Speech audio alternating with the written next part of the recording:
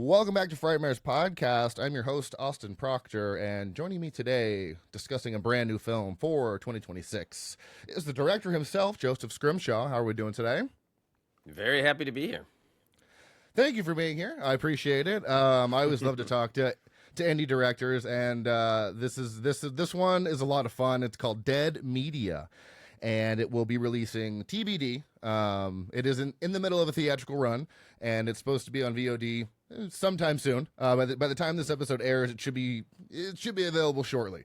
There is a bloody disgusting article that is out there that has not a set date. So, but this is a movie that shows us all you need is a sword and a flip phone, and you can do anything. If you have not heard of this movie before, the summary from IMDb is a story of a troubled young woman, her lonely Gen X uncle, a haunted DVD, and a movie that won't die.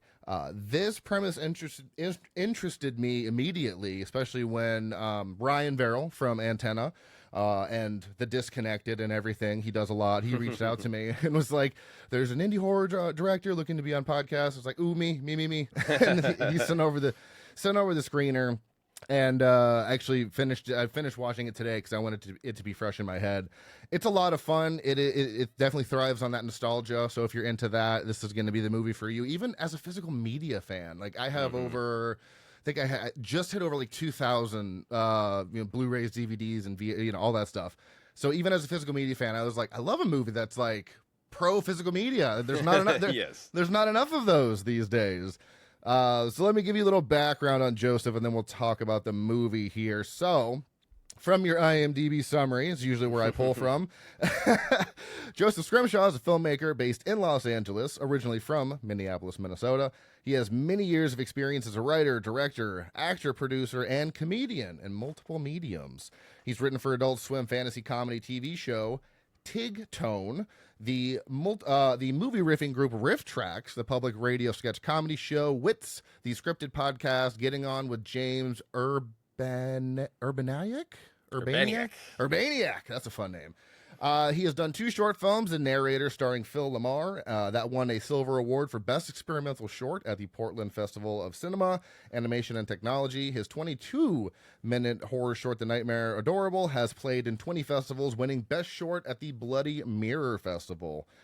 You also do plays, Adventures in Mating and Inconvenient Squirrel, which sounds amazing, and My Monster, written with Bill Corbett, have been performed worldwide. As a comedian and actor, he's worked done work at SF Sketchfest. Jonathan Coultons, is that how you say that name? Colton. I'm struggling here. I got your name, no problem. JoJo Cruise, multiple Fringe festivals, pop culture conventions, and a commercial with the monkey from Friends, which is a true highlight of his career. So you have done a little bit of everything, and I love that. Yeah. You're all over the map. So originally from Minnesota, that's where the movie was shot, correct? Mm-hmm. Yep. Primarily? Yep. Love it. I have a friend who's just directions east of you in Wisconsin. Is that east? Mm-hmm. You nailed it. Yeah, it's somewhere. Don't give me direct. Yeah. So it's not a map podcast. It's a horror podcast. So it's all shot in Minneapolis, Minnesota. I love a small town setting, and I'd say a bottle movie in a sense, because a lot of the movie does take place inside of the house. But once they get sucked into the DVD, then all the rules are out the window. Mm-hmm. I would ask you what inspired you to make this, but the movie makes it very clear. It's that 90s nostalgia. I would assume it's physical media to some extent. Is it safe to assume you're a huge fan and advocate for physical media? Yeah, no, absolutely. Huge fan of physical media. The love of it got in early with action figures. I'm of the age where, grew up with Star Wars, but it was in the theaters, and then it wasn't, and then there's no way to watch it. So the way it lived is all those ideas lived in these physical objects that you could have in your hand and talk to other kids about and trade and all that. So I think I've been a record collector and a book collector and a comic book collector. And I always loved, VHS and DVDs and all that, but it became something different in modern times when streaming has become so prevalent for everything, and we're losing that visceral connection. And I think it's affecting the way I think we process and talk about art when, back in the day, if you saw a movie in the theater, it for sure is going to get a DVD release, and then you have it, and you look at the art, and you watch the bonus features, and maybe you get a poster, and it lives in your life. And now if you watch a movie you even love on streaming, right? The end of that movie is give it a thumbs up or thumbs down right now, and we're going to skip past the credits. You can't know who the gaffer is. And so the message is don't sit with this. Right. Don't let it sink in and become a part of your own mental mindscape and a part of your collection of what you love. Just consume, report, move on. So I think some of the physical media love is about what have we lost when we've lost a connection to the tangible in relationship to art. I really like that because one of my questions was actually kind of centered around that, is like, because the movie seems to convey, to me at least, and not just horror fans, but, you know, cinephiles in general, but I feel like horror fans especially, we don't just watch the movies, we build memories around them. And I was wondering if there was like a specific time in your life or a specific movie night that made it into the DNA of this film a little bit. You know what I mean? Some real life stuff bleeding into the movie. Oh yeah, there's a lot of real life stuff. I think the genesis of this idea was, you know, being in the late 90s, early 2000s, and kind of two things were happening at the same time. DVDs were coming out, and they were just this like revolution of all of this information and feeling like you're in the driver's seat. I have, you know, a friend who phrased it as like, our TVs are computers now. You can, you know, move arrows around. Yeah. So that's happening at the same time that the VHS found footage is really, really taking off, you know, with Blair Witch and in The Ring. And I remember thinking back in the day of like, it's really funny to imagine that a DVD could ever be scary. Because it was, the VHS was now creepy and old, and who knew what was on there, and is a technology that was now being phased out, and the DVD was shiny and new and exciting and full of possibility. So I remember thinking about it then of like, what the heck, could you ever do like a scary DVD movie? And now that many years have passed, I kind of feel like anything old starts to get haunted. Yeah. And in particular with DVDs for people my age, they were this like real like fresh breath of hope, and a lot of us, like the character in the movie Uncle Heppy, would bullshit one another at the bar. Like, I don't even need to go to film school, right? Because I've got the Scream box set, and there's even a commentary from the production designer. Like, I'm gonna need to know everything I need to make a movie, and it was kind of like a little bit of like a hope and a dawning of a new age, and like there's a lot of, to me, caught up in the bittersweetness of. That was a beautiful time. I do support physical media, but there is a lot of like the loss of like how do you love things from the past but still live in the future? Yeah, and I mean we are, and it's interesting because I don't feel like physical media is dying because we have so many boutique labels at this moment putting out so many movies that haven't even had of like a home release. So I'd say we're in this weird era where we are getting more physical media than ever, but also more people are moving towards streaming. It's this weird kind of split. I always will buy as many movies as my space will allow me. You know, like I'm going to have to build new shelves here soon. But, you know, I love collecting physical media. And what I loved about this movie is again, I'm going to reiterate the fact that it's very physical media supporting. And it kind of felt like a mishmash of a little bit of The Ring with the haunted DVD instead of being a VHS, a little bit of The Final Girls, how they get kind of sucked into the movie. So there was a lot of movies that it kind of had the vibes like, but it didn't feel derivative by any means. I was like, this feels like a fresh idea using concepts that are familiar to me as a horror fan. And especially with the 1999, like, you know, the year the movie's from, Night of the Lurchers. That also, I was like, oh man, 1999, it was like Blair Witch Project came out that year. The Ring was close behind. So I love the era you set it in. And Uncle Heppy is such a character. I should have pulled up the name. I'll pull it up while we're talking. He reminded me of the red-haired guy from The Walking Dead, and I was like, did they get? Oh yeah. I was like, wow. He has a very. He's not, but he's fantastic in this. And as a matter of fact, every actor in this was fantastic. One actor that stood out to me that I recognized, and I was like, okay, I know this guy, but what is he? But what is he from? It was Dr. Sven, and I know him from like 4 episodes of The Office. He plays Rolf. Yes. So how did you get hooked up with him? It was such a random thing that my brain made the connection. I was like, oh my God, it's Rolf from The Office. I love him so much. Oh, that's really cool. So yeah, so James is, I think, one of our great. Where do I know him from? Right. People really, really love him. He's the voice of Dr. Venture on the Venture Brothers. So he has some fans that are like, oh my God, we know exactly who James is. Yeah. And then he's been, he's in The Fablemans. Mm-hmm. Yep. He's in Oppenheimer. He likes to tell people about he's the foot fetish guy in Sex and the City episode way back in the day. He's got like 300 credits. I mean, the guy is doesn't stop working. Apparently, he's a delightful nerd about acting. Like he's also in some like beloved indie New York indie art house drama films. Okay. So he's a lover of acting and a student of acting, loves to do lots of different things. I met him doing in one of my many creative lives. I went around being a guest at various conventions, and I would do some stand-up and comedy panels. Okay. And there's a big convention in Atlanta called Dragon Con, where a bunch of us would come out, and I met James.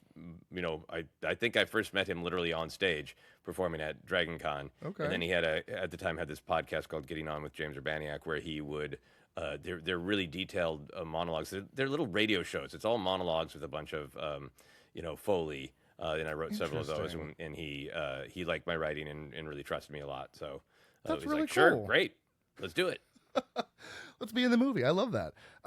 So kind of setting the stage for the movie. Like I said, it's Minneapolis, Minnesota. It is October 23rd, and we start at 7:27 p.m. We have three roommates bickering about what to watch, and that was one of the realest things I've seen in quite some time. It's like, because you're just oversaturated with shit these days. Streaming, you're like, well, this sounds good, but it's like the 6 months in denial. Oh, that sounds great. Oh, it's 3 hours. Dead on Arousal. Oh, it's an erotic thriller. It's probably going to have a lot of sex. What was it? The other one, Sober Virginia. That's a TV show that it's movie night. So that was great. And then they come across Night of the Lurchers, a movie that Maggie's uncle has been telling her about since she was 4 years old. It's a drop-dead classic, as he so aptly calls it, that came out in 1999. Hasn't been available for anywhere in years, and he used to have the DVD, Uncle Heppy, but he lost it in a nasty breakup. So I love this. There's this whole little backstory. They're like, don't email your uncle. He'll come over here in 5 minutes. And of course, that's exactly what she does. And he comes over, and he's gonna teach the whippersnappers about the importance of physical media. And so they don't just watch the movie. He's like, no, we got to go through the special features. And of course, oh my God, let me pull up the names real quick. I should have that ready to go. Maggie, right? Yeah, Maggie yes. Maggie is the that's her uncle, and of course she's into it. She's into all of this stuff, but the roommates maybe not so much. One of them did have a weed lollipop though, and I thought that was hilarious. And then he passes out, but he's like, we gotta watch the special features, and then it turns into this whole thing where everyone leaves besides Uncle Hep and Maggie, and he's like, you don't even know the drama behind this movie, and he goes into all the people that died about behind the scenes, like the cameraman who fell, broke 7 bones, and died of sepsis. I nearly spit out my drink when that happened. I laughed so hard. And then Dr. Sven had a heart attack the last day of principal. The EP croaked because of an allergic reaction to a craft services cookie. And then Rita Nass, the director, has vanished and no one has seen her since. And then he goes on to say, rumor is if you can solve the mystery, or if you can find the Easter egg in the hidden menu, you can solve the mystery of the curse of Night of the Lurchers. And that's kind of where I'll leave you story-wise, because after that, they get sucked into the movie, and it goes crazy. And that's what I love about being kind of sucked into a movie, is all the rules are off the table. You can do whatever the heck you want. And it might be like, it was a little confusing at times, but I was like, I'm just having so much fun with this. I'm having so much fun because there are no rules at this point. Anything is on the table. And I think it was just what you did creatively inside the house and what you did with the doors and all that stuff. I found it to be just incredibly engaging, especially for about an hour 40. But I really, really enjoyed it, and I'm going to champion this movie once it comes out and be sure I recommend it. So let's see, what was the That's the question I'm looking for here. But how long was the shoot for this for the whole movie? How many days are we talking here? So the money is tight. So that dictates time. So we shot the whole thing in 14 days. Wow. And then I did a day and a half of pickups. Okay. Yeah, so it was a great cast and crew who moved fast because they had to, and it's a great it's a great challenge. The film is complicated, and there are a lot of moving parts, and there were only truly two people who understood what was happening, and that was me and the script supervisor, who did a really great job. And I thought there were more. I thought there were more people in the cast and crew who we totally follow everything. And then some people told me after we had a premiere in Minneapolis, like, I'm going to be honest with you now, I didn't understand. But what was really cool, because we shot it out of order, and it's that makes it really confusing. But it was a really great experience, because it meant that there was a lot of trust given to me, and a lot of people were just like, I trust that you know what's going on, and talk through what are the needs for practical effects in this moment, what are the needs for the actors, what are the needs for the camera movement. It was a lot of trust, and that made it a really, really good experience. That's always good too, especially when you have a good tight crew. I mean, it was maybe 4 or 5 people at a time, and what I really enjoyed too about it all is you're going through the house. So I mean, you had a house, and then where did you shoot everything else that was not at the house? Was that just some? Is a theater in Minneapolis called the Crane Theater that had lots and lots of different spaces. So it was, and pretty ready to go. Not a lot of dressing needed. Just good lighting. I was gonna say, yeah, that's one of the highlights of this movie. I would say is the lighting. I love a movie with a great aesthetic. If anyone listening has seen a Joe Bagos movie, Christmas Bloody Christmas, VFW. Bliss, he has just phenomenal lighting. It's this neon-soaked landscape, and that is exactly what I felt like you were tapping into. Great lighting, a lot of fun colors, and with certain effects too. The lighting is from I say this all the time, the one short movie I did, I realized how tough lighting was, and for you to pull off lighting successfully with all of those colors is a feat in its own. Especially working inside of a house, because you never know how reflective something is until you try to light a scene there, and you're like, shit, this is all reflecting everything. There's lots and lots of little bits of tape behind various paintings to adjust the exact angle of how much they're popping out from shot to shot. Yeah, I mean, I think if anybody is interested themselves in directing, or like you said, you're working on a short film, I think just get a camera and play yourself. Then you start to realize what the challenges are. And like for myself, the way that I managed to do this was I took on everything that I possibly could that's in my skill set. So I had enough money to hire the people to do the things that I absolutely could not do. And like, I'm teaching myself more and more about camera, but like, I'm the writer, director, producer. I'm not going to be carrying the camera around and trying to shoot it myself too. So, my friend Matthias Schubert, who's a fantastic cinematographer, and he has a team that he works with, so they have a go-to language. Gaffer's name is Joe Eskendahl, and they do lots of indie films. They do lots of short films. Joe worked for a long time as a gaffer on The Walking Dead. So these are like dudes who are like in the trenches and can move fast, and to know all the problem, like can walk into a space and go, oh, he wants to do, a shot, reverse shot, and he wants the camera to move here, and here's the 8 problems that are going to happen. And they know how to get ahead of them, Okay. And I think that is something that I think I had great clarity of what I wanted, and they had great clarity of how to make it happen. How to make it work, yeah, because Matthias also worked on Satanic Hispanics too, which is a great. I had all those guys on Sanchez, on an episode last year. Mike Mendez. The only one I couldn't get was Gigi because she was busy. But yeah, he worked on that movie, and that movie looks great as well. So I love that you had, it's like you knew what you wanted, and they knew how to make it happen. That's the perfect combination to get a movie done.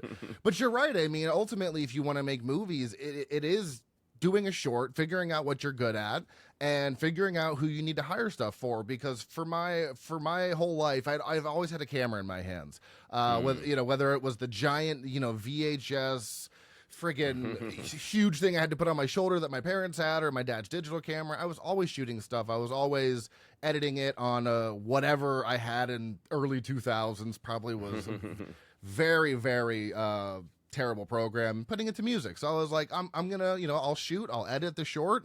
And then I found out I do not want to edit. No, that is not for me. I do not want to light. So yeah, I think you're 100% correct with that. If you're interested in doing this, you have to start doing as many things as you think you can do, and then you'll realize how much like I'm comfortable behind the camera. I can get the shot you need. For sure. Editing, no. I'm gonna hire someone to do that. Editing is not fun.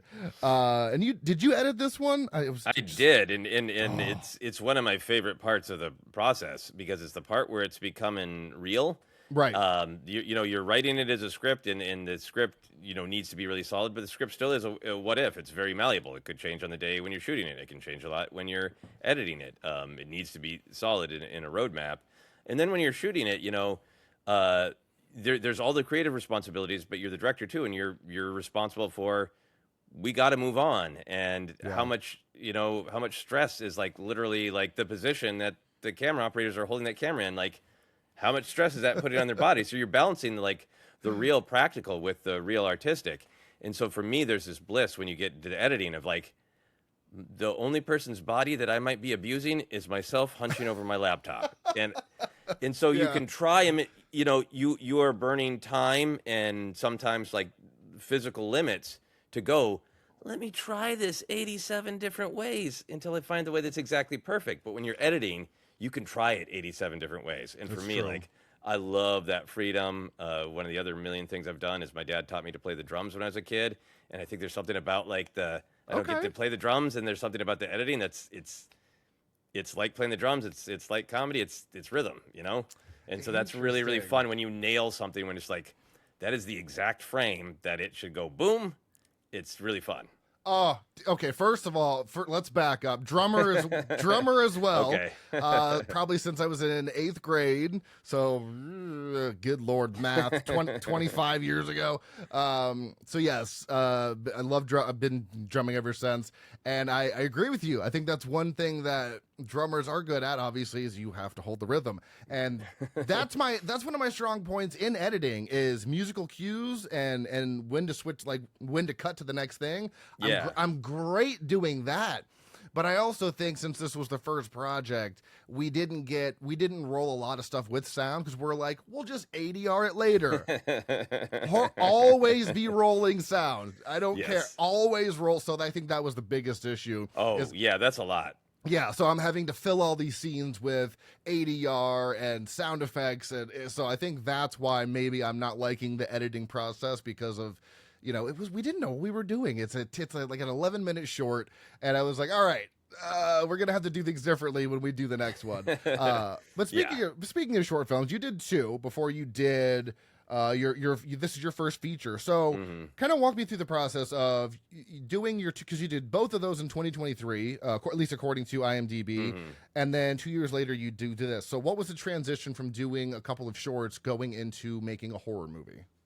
Yeah, so like we mentioned a couple times, I've done lots of different things, and was really like, I want to pick something to focus on. So about 2022, I was like, what I really want to do is film. And I had some okay to bad experiences having other people film stuff that I wrote, and it was like, kind of just always putting it off kind of thing. So I was like, okay, I'm gonna make some short films, and like those are the 2 that I made like sort of professionally, like hired all of the super pros to get lighting good and sound design and sound editing and all that. But I made some stuff with my phone. I made a Lovecraftian short just like on my laptop of a guy doing a YouTube video that goes into Cthulhu existential dread called Unboxing the Cosmos. It's all on my website, YouTube. And I just had so much fun because I was able to stretch so many different muscles, from writing to acting to doing some of the sound design myself, and it was so fulfilling. Yeah.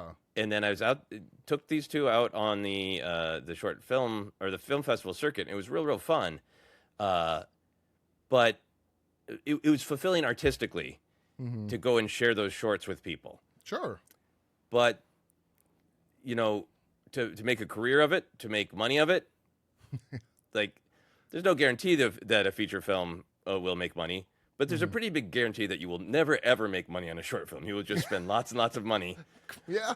Applying to film festivals, flying to it, having a great time, meeting folks who might help you down the road, and you might help them down the road. There's nothing bad about it. But when I'm looking at, like, nope, this is going to be my career. I'm going to make as many films as I can before I die.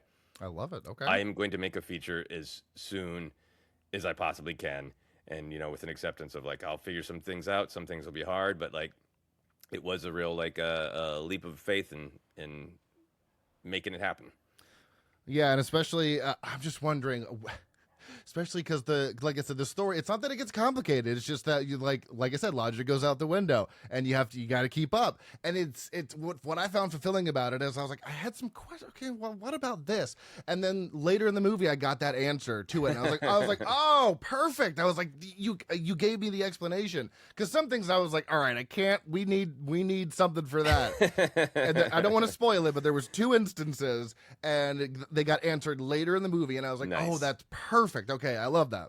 Yeah, so, I would say also, like, there are a lot of ideas in the film, and I wanted to build it to be like, hey, if you just want to, like, sit down and, if you're the drinking type, throw back a few beers with some buddies, that it'd be fun. But if you're like, wait, I really like that, I want to watch that again, that there would be more to discover if you wanted to go back and go, like, I'm going to really look in the nooks and the crannies of this thing visually and the ideas. And there's also some stuff in there that I really like, films that raise questions but don't necessarily offer all of the answers. Oh yeah, and that can be real subjective. But I really like questioning. Well, wait a minute, where did we get this information? Yeah, because some horror movies, especially like traditional ones, like I'm a big fan of the Universal horror movies, and like, well, whatever Van Helsing says is right. Yeah. And whatever the actor who plays Van Helsing and Edward Van Sloan and other Universal films, like, whatever he said about the Mummy, that's correct, it's true, right? But as stories and cinema develops, I love getting into, like, yeah, we all heard that and we recognize that's exposition, but which character said that and when and why? And I get to decide whether that is true. Yeah, no, it's a lot of fun, and that's what I think. The rewatchability with this movie, it's got high rewatchability, because if I don't fully understand the movie, I'm gonna rewatch it, and I'm gonna rewatch it until I can make sense of it. Except for Christopher Nolan movies, I'm never gonna fucking understand. I'm just never gonna understand Inception. It's never gonna happen. But the rewatchability is there. It's funny. It's got there's a lot of good jokes in this movie. There's a lot of good horror elements. I love the look of the lurchers themselves. Awesome. They feel kind of like Romero-esque in a way, maybe because of the black and white, but they're also oozing out, green, black. I don't know. I couldn't exactly tell the color, but it's just dark, this dark syrupy substance. What was that, by the way? Let me just figure out what that was. What was the stuff that was pouring out of their mouths? Like Hershey's syrup or something? There. I think it was a mix of Hershey's and lots of corn syrup. There's a great team based in Minneapolis called Outpost 31. Ryan and Becky are their human names, and they do a lot of great work. Well, I'm sure it's on your radar. They made Frogman, not the movie, but Frogman himself. Oh, so, then yes, okay. I was gonna say Outpost 31 sounds very familiar. So yeah, Frogman. And then there's that weird deviation in ownership of Friday the 13th versus Jason, they worked on the short that it was produced by Sweet Orchard. Oh, okay. Yeah, that's probably how I know the name then. Okay. Gotcha. Yeah. So they did a fantastic job. They did, yeah. It was a great collaboration, and I come from a theater background, and a lot of the actors are old theater pals from Minneapolis. And so for me, I really love the idea of, like, let's do practical makeup and maybe have some fun in the editing. But for the most part, this is the actors. This is I their love eyes. that. This is them letting them make a transformation. And I was really happy with how it turned out. Yeah, so I went into this completely blind, by the way, because I hadn't heard of it. So and that's usually what I do. If I don't know the movie, I'll just go into it blind. So That's great. Yeah, I had no idea what was going on, and and the movie doesn't hold your hand, but it gives you the information you need. And I was like, oh, okay. So we're like gonna watch an old movie. What's gonna happen? Or and then when they get sucked into the movie, I was like, oh, okay. I was like, I'm into all of this. This is so fun because chaos ensues. Like I said, rules are off the table. You could do whatever you want, and they're just blipping in and out of these different parts of the movie, and the special. It's such a fun time. So. A question about kind of the nostalgia of everything in this movie is, I guess, with horror fans, since this is a horror movie, I was wondering, do you think horror fans are nostalgic for the movies themselves or who they were when they first watched them? I think a little bit of both, but maybe more of the second. Yeah, I think that's where I'm at. To be perfectly honest, of like, yeah, and I think that's a lot of what this film hinges on. Of you're saying at the beginning is relatable when they're trying to pick the film, and it's frustrating and it drains you of energy, and yet we all talk so romantically about going to a video store and having the same bleeping conversation. I don't know if I can swear on this podcast. You can swear, yeah, you can swear. Having the same fucking conversation, right? It's the same thing. You go down the aisle and you go, well, what do we want? No, this kiss can't be too long. Does the dog die? We can't do. You're like, it's the same conversation. Yeah, but it was fun and wonderful when it was a night out and we went to a physical location and we were with our friends. And I think the films have quality. You can show a kid John Carpenter's The Thing on an iPad, and a 14-year-old go, awesome movie, right? But I think for a lot of other folks, it'd be like, we rented it at the video store with my older brother, and that was the night that Sheila decided to come over and watch her first horror movie with us ever. And now she's got a horror podcast and she's 50 now. And like all those memories from going to that third space get baked into our love of the film. So I think it is a love of the film, but I think it is also a love of, a bigger experience and a more palpable human connection experience. Well, I bring that up because of that moment where, when Maggie says, what did you see? And she's like, I saw 1999, just the look in his eyes of like the nostalgia he was feeling for the time.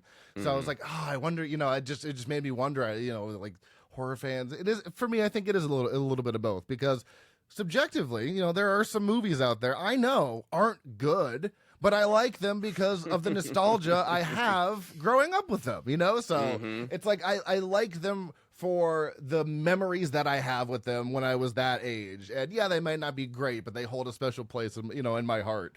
I also just think there's something about when you're a kid, you're not full of the questions. Like when we watch a movie now, it can be hard to get rid of the checklist of like, well, did Christopher Nolan do things I agree with or disagree with? Did he break this camera rule? And I think there's something so pure about seeing a movie that when we're kids, that a movie that like maybe would not get great reviews and maybe you wouldn't like as much as an adult, but there was something in it that was, you just didn't question it because you're just engaging with the story, not who made this, do I agree with them, did they make mistakes, So I kind of love when people love a movie when they're a kid, even if it's like deeply flawed film, because there's something in it that made kid us gravitate toward that one and not other ones. Well, this is right on par for not only that train of thought, but the year was 1999, and I went to see The Phantom Menace as a 9-year-old. Yeah. And I was like, this movie fucking rocks, and I watch it, and I watch it now, and I'm like, why do I care about the Trade Federation? I don't care about any of this stuff. Sure, the lightsabers are cool, but it's not that great of a movie. So yeah, you're right. It's like you make this connection as a kid because you're just like, oh, this is so cool, all this space stuff and blah blah blah. And as an adult, you're like, this plot really isn't making much sense. And yeah, especially for me as a podcaster and aspiring filmmaker, I'm working on it. it's hard to turn that off when I watch movies, you know, like, do I like the way they frame that shot, or, you know, is the color grading too? Because a lot of the color grading nowadays is just the same thing over and over. Yeah. It's just redundant. So when I watch a movie like yours and I see this cozy little house in Minnesota, and all of a sudden lurchers are in the house, and there's blue and yellow or blue and purple lighting and red, it's like, this is what I love about indie filmmaking, because you have, I feel like you just have so much more creative liberty, and for some reason, when you have less time and less money, you ultimately put out a better product. It's just, it doesn't make any sense, but that's what I've heard. Like, some people who have all the time and all the money, they start doing too much, as opposed to doing it in 14 days. You're like, we got to get this done or else we're screwed. You give it your all, and everyone that is involved in an indie film wants to be there. They have a passion for it. So that's what I enjoy so much about indie films. Is there a piece of dead media, quote, that you refuse to let die, like a VHS, Laserdisc, cassette, CDs? You know, I have a few VHS, so I guess that would be like the one thing I refuse to let die. You know, I've got a couple that are hanging around. What about you? Oh yeah, I have lots of non-death in my apartment. My wife and I live in a pretty small 1-bedroom apartment in Hollywood, and you know, we're getting down to there's a thin walking path between the records and the books and the action figures and the Blu-rays and the DVDs. Yeah. So yeah, there's stuff that is, you know, really close to my heart. I'm a big Twin Peaks fan, and you know, back in the day before you could get lots of like the complete series, it was like $100 at the time. I think it was 93, maybe 94. They put out season 1 and 2. And, you know, in retrospect, the VHS quality is terrible, because they were packing like 6 42-minute episodes per VHS tape. Yeah. And it looks like somebody just spilled orange on all of Twin Peaks. You know, it's Oh, but goodness. God, I loved it, because it was the first time that it could be like, I own the whole thing except for the pilot because of rights issues. But it was I owned the whole thing, so that's one that's really close to my heart. I love it. I still have the first record that my brother and I bought. My dad said, like, okay, here's, you know, whatever it was then, $3. You can go to the record store and you can pick one record, and it can be your first record. And like, I still have it in my apartment. Amazing. And still spin it whenever I want. And, yeah. Yeah, I have. I mean, DVDs is actually thriving more than Blu-ray and 4K, which is crazy. I find that wild that DVD is still around, because like that's a whole other conversation. But I still have the first DVD I ever bought. I remember I went to Best Buy. Was, you know, like, DVD had just come out, you know, the players were like $500 or whatever they were. Picked out Ace Ventura: Pet Detective in the snap case that I still have to this day and will never get rid of, because I was like, that was the first DVD that I ever bought. So, nice. Yeah. The first one I bought was the Scream box set of all 3 movies. Yep. That's incredible. Yeah, and I actually just picked up that the Twin Peaks whole collection, because I had never seen it. Nice. Yeah, to make this a short story. Last year we did a horror movie from 1975 all the way up to 2025, one per week for the, you know, so like 50 years of horror. So we started in 75 and went to 2025, and then I watched Eraserhead. I realized I had never seen a David Lynch movie in my life. Ever. Wow. And he's only done really about 13 or 14 actual full length films. Yeah, even less than that. It's 10. 10. Oh, 10. Okay, 10 full-length things. Yeah. So I've been going slowly through his because I don't want to rush it, because I'm like, I have very limited David Lynch time. And I just got to Twin Peaks and watched seasons 1 and 2. So now I'm going to do Fire Walk with Me and stuff like that. But yeah, like Eraserhead, I fell in love with that movie immediately. I was like, that was the weirdest movie I've ever seen. 10 out of 10, no notes. Let's go to the next David Lynch. Yeah. I'm going to get through all of his filmography. I'm skipping over Dune, because that wasn't his, you know, like, original idea. He had it taken away from him. So I'll go back to that one. But it's fun. He's became one of my favorite directors, and awesome. Just watching him behind the scenes and all the interviews he does, he's great. So if you had, you know, if this happened to you, right, if you were in this movie, what is a horror movie or horror DVD that you would want to get brought into?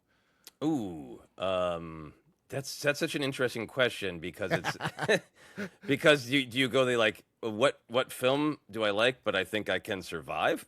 Right, yeah. Any Or way do any way you want, just for like a third party observer, just for the vibes, or something like any way you want to answer it, I'm okay with. Yeah, you know what? Okay, I'll go this way because this is one of my favorites. I really like Jennifer's Body. I think I'm really glad that it's had a resurgence. You know that it I will answer your question, but to go the long way around. A lot of times folks ask me like, what movies were you inspired by for Dead Media? And I just really try to be like, I just want to make the movie I want to make. Yeah. And then some things I'm going to get affected by because I'm marinated in Scream and David Lynch and Coen Brothers and Universal Monsters. And the things I love the most are just going to come out, right? Yeah. And then after the fact, other folks like you are like, hey, it reminds me of this movie. I'm like, great, I'll write it down because I actually haven't seen that movie. Perfect. And I had seen Jennifer's Body, but like I was getting into the point where the movie was done. I was talking about people about marketing it, and there's this kind of uncomfortable like. I think if you're talking to a lot of film heads, you're like, well, it's an ambitious, wonderful goal to try to make something unique, right? You should be proud if you make something unique. And like, I finished it, and it's like I think this is pretty unique. And then I started thinking about marketing it, and it's like, fuck, I made something unique because the easiest path to marketing is. It's a funny zombie movie. It's just like Shaun of the Dead. Great. Now everybody knows their marching orders to how to go sell it. Right. So when I was racking my brain of like, what movie is this like? It's like, it's not thematically because Jennifer's Body is very much a movie about perspectives on being a woman and the way women get treated and about their appearances and about their own empowerment and all that. So it's not the same themes. But for me, like the tone of like, it's funny, but it's dark and it's dealing with pop culture things that are like surface level. That's really funny and interesting, but tapping into other ideas. It's also based in the Midwest. Yeah, it is. So, okay. So I've been thinking about Jennifer's Body a lot and rewatched it a couple times, and it's so good. I love it so much. So I would love to be in that because I think I would know to stay away from Jennifer. I would not. I'm too old and happily married to fall for that bullshit. And that I could hang out in the Midwest and try to help save some folks. I love that. That is, that's a great answer because I'm going to start asking, some of my friends this question because this is you're the first person I've asked this. But now awesome. that I've seen the movie, I'm like, I want to ask this question and tell them about Dead Media. So that is not the answer I thought I was going to get, and I absolutely love it. Now, on the flip side of that, what do you think the worst horror movie to be caught in would be? Not necessarily in terms of quality, but like let's go with like surviving for this one. Like, which one do you think would be the worst for your survival to be trapped in? Big fan of the original Halloween, and I think really any of the Halloween movies, but especially right now there isn't really any such thing as the final middle-aged dude. I'm dying, and I love Michael Myers the most when he is an unknowable killing machine, and the new trilogy that came out, like it took some big swings, and I appreciated that. But what I really liked the way they handled Michael of like he's unknowable and he's gonna walk down the street killing everybody. Yeah, that 2018 kind of requel, whatever you want to call it, I thought was honestly a brilliant film. I've come to enjoy the second and third ones for different reasons. Like, I like what they were trying to do. I feel David Gordon Green somehow managed to capture the same audience reactions to the original trilogy. Intentional or not, if you go back and look at the title cards for 1, 2, and 3 from the from 78 to 82, and then the remakes, they have the same exact fonts for each one, and they all got about the same response. Everyone seems to hate Halloween Ends. And everyone really hated Halloween 3. Doesn't have Michael Myers in it. We get it, dude. Go watch it. If that wasn't associated with Halloween, if it was just Season of the Witch, people would have loved it. But yeah, weirdly enough, he almost got like the same audience reaction out of. So again, intentional or not, I appreciate that he somehow managed to pull that off. But yeah, I really. It's Yeah. interesting. I think it's really fascinating because, like, obviously he was aware of it because yeah. he did the title cards, and I think he's had a couple of interviews talking about like the thematic similarities of what's at stake in those films versus what's at stake in his 2 and 3. So yeah, it's a fascinating. Like, were you? I mean, obviously he wanted super successful films that everybody loved, but were you also just doing a social science experiment of like, can I replicate audience reactions? Because they're going to make money, and they all made stupid amounts of money. It's a Halloween movie. Like, it doesn't matter. They're going to make money. So it's almost like I feel like he did it intentionally because he knew they were going to make money. I mean, they made enough off the first 2018 to pay for 2 and 3. So, yeah. Okay, so definitely the worst movie to be trapped inside. I would agree. Michael is a unstoppable, I love me, I love me some Jason. You can see him back here. But as long as I'm not at camp, I'm pretty safe. Or in Manhattan, you know what I mean? Like I'm pretty space, safe, right? Or space, So those are the only 3 locations. Exactly. So I think I'm going to be good there. Kind of shifting towards more about the movie itself. I'd really love to know. This is something I always ask directors or anybody involved in film. Was there a scene in particular that you thought was going to be in and out, we're done, that wound up just taking way too long? Oh, yes. I always get a yes. I'm like batting 1,000 with getting a yes for that answer. Yes. Yeah, there's a scene. I'm not gonna say what it is. You'll know.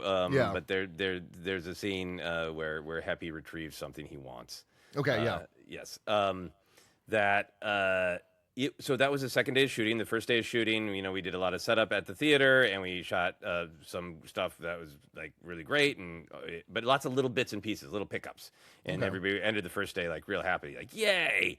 And then the second day we did this scene, which was for the indie film. Like it was complicated, practical effects, lots of different things we're paying attention to, camera angles we had to do, camera angles we couldn't do, and I say this with like great love and understanding for crew and cast. They read the script, they think about what they need to do, they think about this and that. It was the second day where how complex this was for an indie dawned on everybody. And so like I'm walking through the blocking for the actors and for the camera and the monsters, and there was just kind of like this oh shit moment across the room of like, we all read it, but we didn't. So we have to do all that in like three hours, and so that one was stressful because it was the day the dime dropped, and there was a little bit of like, oh fuck, but everybody did it, and it got easier and easier. The next day was an even more complicated scene, and everybody's like, okay, great, now we know what we're doing, and we're on it. So that was day 2, you said. Mm-hmm. Okay. Yeah.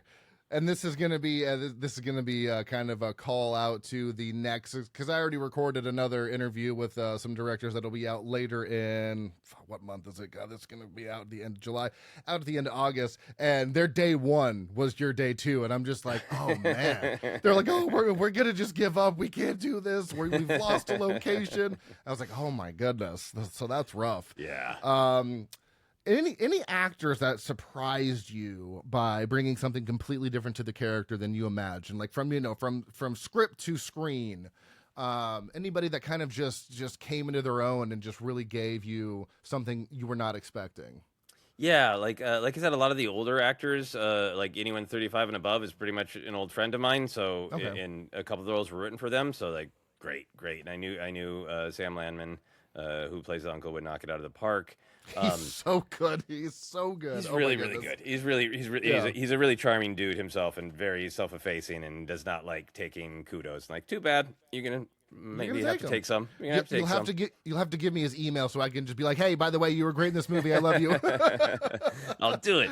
So then some of the younger people, the roommates in particular. I just went to Minneapolis early because I live in LA now, and put out a casting call through all of my various theater contacts, and the 2 other roommates besides the main character Maggie, Brenda and Daniel, hadn't done any on camera before. Really? And they were both great, but the larger role is of Brenda, an actor named Jessica Fenton. So the Brenda character is sort of like the other force on Maggie's shoulder. Maggie's got the uncle going like, yeah, you don't have to do anything with your life, just have fun and watch movies with me forever. And Yeah. I wrote Brenda as this sort of she's this counterbalance of like, you should get your life together, go go go go, forward movement, let's go let's go let's go. And and I knew it was a challenge because on the page she's kind of harsh and can come off as just like a joy kill. And so like every person I audition is like, I know you could read her on the page as a joy kill, but she's just a person who's like, to me, doing your laundry and getting your taxes in on time is fun. That's just her perspective. It doesn't mean she's a joy kill or an annoying asshole. And I was really worried about it. And Jessica just has so much charm and like just like a flair in her physicality. And she just brought all that warmth to the role that she doesn't come off at all as like a buzzkill. No, not at all. So that was like such a gift. And since then, Jessica had a ton of fun doing the film. So she's moved to Los Angeles, and we've made a couple of short films together that are on my YouTube. So yeah, so that was a real great discovery for both of us. That's incredible. And she also just has magical hair. Oh, yes, my God. Just the second I saw like her IMDb photo with all the curly hair, I was like, magical. 10 out of 10. Yeah. That is powerful so hair. interesting. Yeah, that she had never. I mean, once I looked, I saw that this was the only thing she did. But watching the movie, you not only doing one thing never would have crossed my radar at all. She seems like she'd been doing this for a few years at least. Yeah. So that's incredible. So what drew her to audition? Did she just wanted to jump into acting? Yeah. Well, so she was an actor certainly, but she hadn't done any on camera. So she'd done theater and dance and all that, but hadn't done on camera. And it was really happenstance of like I had some auditions and I had some possibilities, but not the person I was really looking for. And I mentioned it to my friend, and another person overheard me. He's like, I know a bunch of young people. Do you want me to email a bunch of young people? And I was like, sure, email a bunch of young people. And I got an email from Jessica. And I was like, I would like to audition for your movie. Like, cool. Do you have a resume or a headshot at all? And she's like, sure, and sent it to me and came in and was just fantastic. So yeah, it's I think there's a lot of stuff that you can prepare for film, and you should, but a lot of it is just it's just jumping off a cliff again and again and trusting that you and the people helping you will find a way to land. And I think that's an important thing to reinforce, because some of our pop culture talk and landscape can it's all algorithm, right? But it can become such a gotcha of like, did they plan? Like, well, as much as they could, but Casablanca was a fucking mess behind the scenes. So like, planning is important, but also, frankly, like the guts to leap off the cliff and figure out how to land on the way down is a big part of filmmaking too. Yeah, you really have to roll with the punches on a lot of things, because there's something that you could be like on paper, this is easy, and then I'm sitting in my garage trying to get one shot for an hour and a half. Like, all right, I guess we're doing this all night. So yeah, it's the whole filmmaking process I find fascinating, and we're going to be pursuing more down the road when we have time. It's me and my wife we love horror movies in general, but horror movies especially, and that's what I can tell that there's just heart and passion behind this movie, and that's ultimately what works for me when you have this kind of out there idea. This is an out there idea, not in a bad way, but there's just so much passion. Everyone there looks like they're having such a great time. I love that the lurchers kind of explode into this dust. Like, is that what was going on? It was like this dusty kind of like ooze. Some old Dustin ooze, yeah. It's just you just had so much fun with it from top to bottom. I mean, I was locked in the whole time I was watching it. It was a great time. And in regards to making, what did you hope to accomplish? When this movie was done, like, what did you hope to accomplish regarding how people's reaction, or were you any sort of message you were trying to get across outside of like advocating for physical media? Yeah, was there one goal you had? Yeah, I think for me, it's always important. I think, to be aware of this awkward relationship between the art and the business. Right. That, you have artistic goals and then you have business goals, and obviously I want the film to find its people and for it to do really well. That would be fantastic. But in terms of the art, I think it is a fun film, and I think there's a lot of funny stuff. But I didn't sit down and go, I'm going to do a horror comedy. And, lots of folks are going to call it a horror comedy because it's got a lot of laughs, and that's totally cool with me. But for me, it was a little bit of the there's that Carrie Fisher quote of take your broken heart and make it art. Mm-hmm. And for me, it's I want to live in the present, because just living in the past is no good. Yeah. But I love so much from the past, and I catch myself just, some of the things Heppy says about 99, that's just literally my life. That's literally the car I owned. That's literally the street I drove down. That's literally, So a part of it for me was really I want to help myself and maybe other people who are feeling stuck in life process, the bittersweet of it and the pain of it, and try to move forward. And I love films I remember the first time I saw Pulp Fiction, and it's just Pulp Fiction's a great movie, and I think it is it's stylish and it's funny and it's sexy and it's got all the things on the tin that, especially in '94 a movie was supposed to have Sure. It's funny, it's sexy, it's high tension, it's a crime drama, it's got violence, all these things. So you could sit down almost anybody and watch Pulp Fiction and go, great. But there was so much else going on, and I love kind of the themes and ideas. So I watch it and it's this is a meditation on nonviolence, because the dude who walks away is great. Right. The dude who refuses is, live by the sword, die by the sword message, Yeah. And I remember in '94 being that's what I love. I love that on the surface, it invites as many people as possible in. Okay. But if you're the kind of guy like me who wants to go ooh, I'm going to write an essay in my head about this. Yeah. What's the essay? That there's something there for those kinds of folks too. Very succinct answer. I love that. Yeah, that's kind of what I was thinking ish. Yeah, because I also think this movie is going to appeal to many people, and that's what I think is going to draw a lot of people in. You have that 90s, especially for millennials. I really feel like this movie is going to appeal to millennials like myself, Gen X, and the nostalgia of the DVD. Obviously, Gen Z is not going to fucking understand it. What's a DVD or all this stuff. But I think it's gonna the crowd it appeals to. It's going to appeal to them, and they're going to enjoy it for exactly the reasons that I enjoyed it. And there's something in that message of needing to move forward, but being okay, that you can still live in that nostalgia, but you can't let your, unfortunately for Uncle Hep, he's a little trapped there, Yeah. You can tap into it and remember the good times, but you do have to keep moving forward. So that's the message I got as well. Nice. I only have a few more minutes of your time here, so I have 5 rapid fire questions.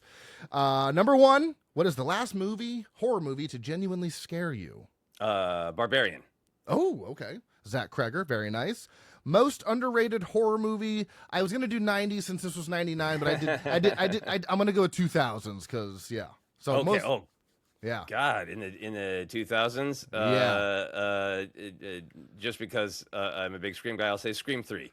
Okay. I think if you look at Scream 3 from the filter of the request was made that it can't be as scary, it needs to be more funny. It's once I understood that, I was I respect you for what you are. Yeah. I'll tell you what, I like that movie a lot better after Scream 7 came out, because I was like, wow, man, you're making Scream 3 look like a masterpiece. I do need to revisit Scream 3 though. Favorite, and I know this you don't have a lot of options here, but favorite fake movie inside of another movie, like your movie. Wow. I know that we might have to come back to that one. It's kind of that's of a a deep thinker. Not so rapid fire on that one. Yeah. Well, how about I'll bend the rules. All right. A favorite TV show inside a TV show. Will you accept that? Yes, I'll accept that. season 1 of Twin Peaks, they do this great thing where everybody in town is watching this soap opera, Invitation to Love. Yes. And Twin Peaks was kind of a riff on soap operas, but really weird and different. And they do a great job just kind of making fun of soap operas, but everything that's happening to the people on Invitation to Love is echoing what's happening to the people in Twin Peaks. You're good on your feet. I love it. One horror remake that you'll defend forever. Ooh, that one's hard for me because I don't. Oh, how about King Kong? The 78 King Kong. Oh, the 70. Oh, with oh my God. Yes, from Brolin, right? Brolin? No. Oh my no, God. I'm trying to remember who the main. Jessica Lange, right? Yes. Yeah. Okay. Yes. Okay. I love that one. I love the original, but there's some real special things about the 78 one. I do really like that one. And the last one here, since you did mention, this is perfect because I had no idea. Since you are a fan of classic horror, is there one horror classic you're not? Wait, sorry. If there's one horror classic you're afraid to admit you don't love. We all have those movies. For me, I mean it's 80s, but I just don't like Hellraiser. I don't like. Yeah. So is there any movie like that big movie everyone loves that you're just like? Okay, really I'm going to be very brave because of your background. Okay. This is not a dislike. Okay. This is just my own personal journey. Go for it. The first Friday the 13th is like that's fine. And I think part of it for me, very quick. I was not allowed to watch the classic 80s horror movies when they were coming out. So they were like told to me is like scary stories by like older kids on the playground. Yeah. So they like loomed super large. And then when I became an adult and I saw Halloween, it was like, God damn, that's scary. And then I saw Nightmare on Elm Street and was like, well, I'm not going to sleep. Yeah. And then I saw Friday the 13th. It's like, sure, I'm okay with this. Friday the 13th for me suffered from. It was not as scary as the way the older kids described to me about, like, and then his hockey mask rips off, and then I watched the first one, I was like, what? Where's the hockey mask? Like, it was set up for failure for me. Yeah, and also by the time I watched it, I already knew the twist of Jason's not even in it. So, yeah. All right, so that's all I have. I did want to tell you one tiny anecdote that I thought was funny. There's a moment in the movie where they just start skipping and everyone starts blipping around, and Vimeo at that moment decided to buffer, and I was like. I thought it was part of the movie, and I had to refresh. That's very funny. Yeah, it was a very funny moment. So thank you, Joseph, for joining me today. If anybody wants to follow you or the film or anything, where can they find you on social media? Yeah, I'm on all the social media. At Joseph Scrimshaw is my handle everywhere. In particular for Dead Media, we've got an Instagram going at Dead Media Movie. And if you want to look for any of the screenings or upcoming news about streaming, and we're not announcing dates, but it will be on physical media for sure. That's in the contract. Yes. And we're already talking about all the bonus features. The film is distributed by a company called Antenna Releasing, so you can always go to antennareleasing.com/film/dead media. Yes, and our generous hosts here at Frightmares Podcast, Someone's Favorite Productions, Ryan Verrill is the runner of that. He is also the founder of Antenna. And day one, I will be buying a copy of this. Gotta have a copy of this. So that's great to hear that you're not only getting a physical release, but a VOD release. That's great. That Antenna is out there doing the Lord's work, I'm telling you. So at this point, everybody should know where to find me, Frightmares Podcast, on all forms of social media. Go check us out. This is going to be a bonus episode for July, so it's going to be out right at the end here. And then next month in August, we're going to be doing on the regular show, we're going to be doing August Attacks, where we have a bunch of animal attack movies. It's gonna and not just sharks and alligators. I'm talking insects and rodents and birds and all sorts of stuff. So all right, yeah. Any squirrels? No squirrels. I might have to reevaluate the list here. Let me know if you find any squirrel movies, horror squirrel movies, because otherwise maybe I'll take that on. Okay. If this is coming out at the end of July, I should say that we'll still be on the road with the roadshow that I'm at every screening. I'm doing introductions, Q&A, giving away a weird DVD. The Physical Media Advocate made a souvenir dead media magazine that's got zine pages written by Heppy in it. So we're really leaning into the bonus features idea of it's not just a screening. You go out and you have an experience and meet folks. So that'll still be rolling. We'll be going to the East Coast and a couple stops in the South and back to the Midwest, and all sorts of screenings still coming up. Are you coming to the Florida area? Or maybe. Okay. Some things are still in motion. All right, I'll email you. Okay, sounds good. Perfect. All right, well, thank you, Joseph, once again for joining us. It was a pleasure talking to you. Really enjoyed the film, and anybody who checks it out, I hope you enjoy it as well. So until next time, guys, stay tuned and stay spooky.